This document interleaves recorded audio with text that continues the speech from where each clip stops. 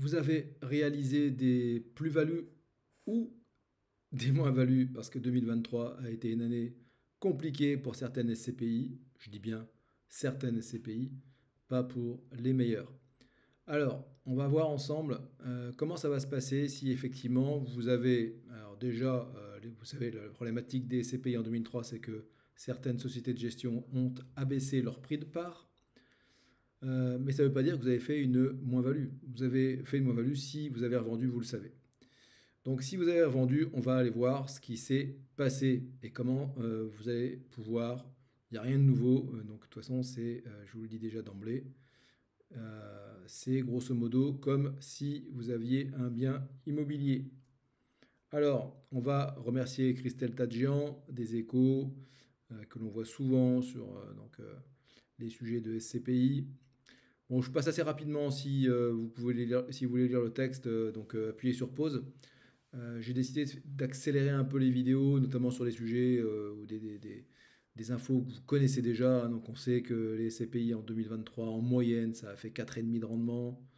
Voilà, donc sachez que lorsque vous passez avec moi en SCPI, eh bien, vous avez la possibilité déjà d'avoir accès, parce que je vous fais une sélection de SCPI premium, et ces SCPI premium vont vous générer une rentabilité entre 5,5 minimum et jusqu'à 7 voire plus. Transition Europe l'an dernier a fait 8,16. Ça ne se reproduira pas, je vous l'annonce. Alors, ils sont plutôt sur du 7% sur 2024. Ce que je veux vous dire aussi, c'est que j'ai un groupe Facebook SCPI. Pour ceux qui ne le connaissent pas, je mettrai le lien dans la description. D'ailleurs, j'en profite pour vous demander de liker la vidéo si vous pensez qu'à la fin ça a été utile pour vous. Ne likez pas si vous n'avez rien appris. C'est ça le business quand même, hein. Il faut que les minutes que vous avez passées avec moi vous aient apporté quelque chose. C'est ce que j'essaye de faire. Je ne veux pas que vous perdiez votre temps en écoutant mes vidéos. Dernier élément, donc vous n'allez pas perdre votre temps, j'espère, mais en plus, vous n'allez pas perdre d'argent et vous allez même en gagner si jamais vous investissez dans les CPI en passant par mes conseils, puisque je pratique le cashback. Le cashback, c'est 2,5% donc du montant des CPI investis que je vous rétrocède. Donc après l'ensemble du processus, et c'est 1% sur les CPI sans frais. Vous savez tout. Alors, on va aller voir donc l'imposition des revenus fonciers. Donc ça, c'est un rappel. C'est pareil, je passe très vite, hein, je le dis souvent en rendez-vous, il faut absolument éviter d'être en bénéfice foncier en France. Pourquoi? Parce que c'est rappelé là, on peut être taxé entre 28,2 et 62,2, sans compter la contribution additionnelle sur les revenus. Hein, donc c'est vraiment là, ça devient confiscatoire. D'ailleurs, petite parenthèse aussi, si jamais vous êtes dans la TMI 41-45 qui vous amène jusqu'à 62,2, ne vous laissez pas martyriser comme ça pendant des années. Je suis en train de faire des dossiers d'investissement en monuments historiques. Je vous assure que c'est d'un soulagement pour mes clients. Et en plus, on est sur du très bel immobilier. Contrairement à ce qu'on peut penser, il ne s'agit pas de dépenser des fortunes. Les efforts d'épargne, l'épargne à investir chaque mois euh, oscille entre 300 et 600 euros par mois. Donc quand on est dans ce niveau de revenu-là, ce ne sont pas des montants mensuels extrêmement importants. Hein. Donc il faut juste réorganiser son patrimoine, sa stratégie fiscale et éviter de se faire matraquer à coût de 30, 40, 50 000, 60 000 ou plus d'impôts. Ensuite, donc le régime le plus avantageux du microfoncier, là aussi, donc je passe très vite, même s'il y a une subtilité que j'ai jamais comprise d'ailleurs, hein, pour pouvoir bénéficier du microfoncier, donc déjà, il ne faut pas dépasser 15 000 euros de revenus avec les CPI, mais il faut en plus que vous soyez propriétaire d'un bien locatif et en percevoir des revenus fonciers.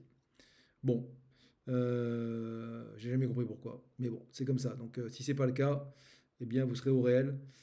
Autre avantage de ce régime, ouais, un avantage, bon, par rapport au meublé, ou voilà, 30% d'abattement, oui, certes. Voilà. Euh, il y a tout intérêt, bien sûr, et c'est ce que je fais, d'emmener les clients et d'aller vers des CPI qui investissent en majorité quasiment, enfin totalement ou quasiment totalement à l'étranger, donc partout sauf en France, de manière à donc déjà éviter toute la partie prélèvements sociaux, les 17,2.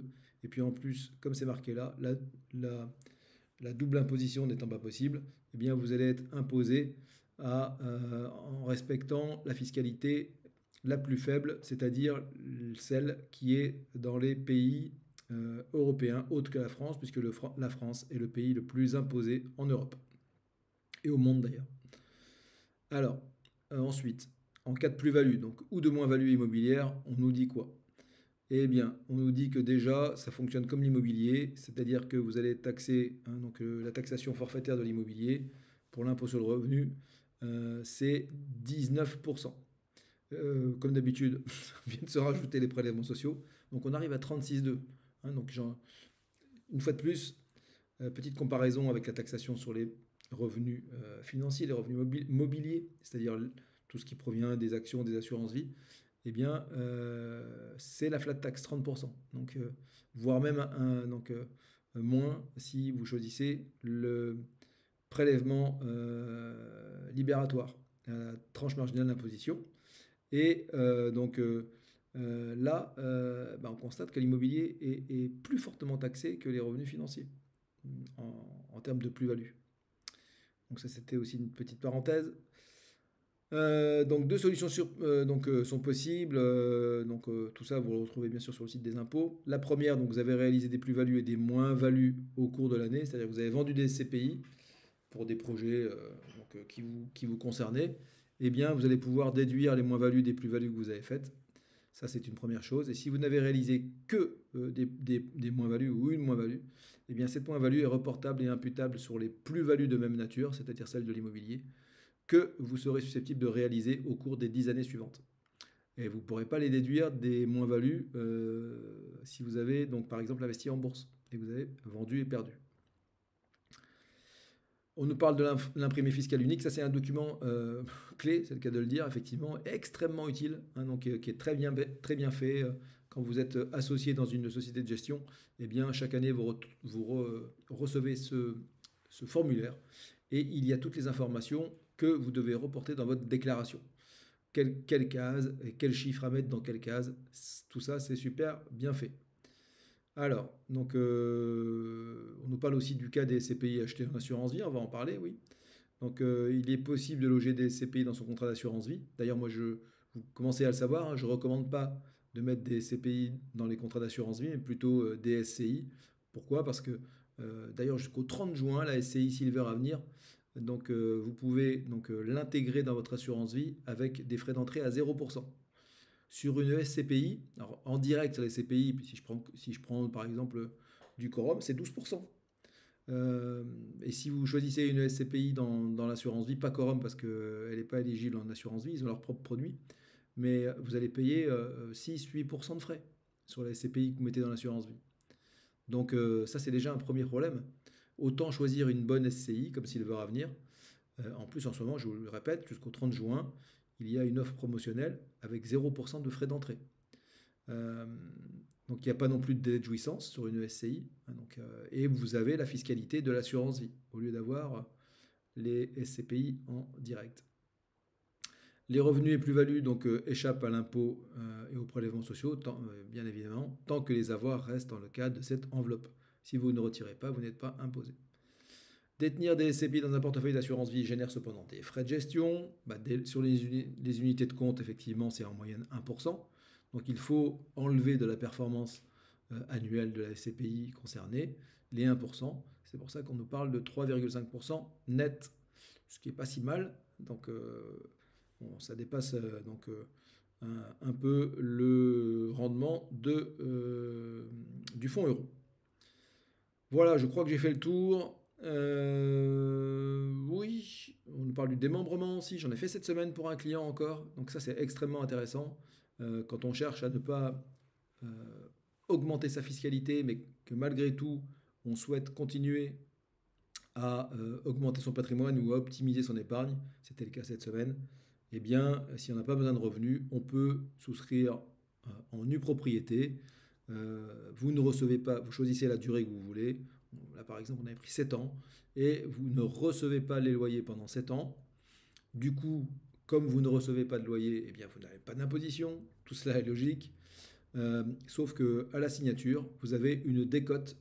Là, pour le coup, c'était environ, ça dépendait des CPI, mais entre 25 et 30% de décote sur les CPI donc, choisis.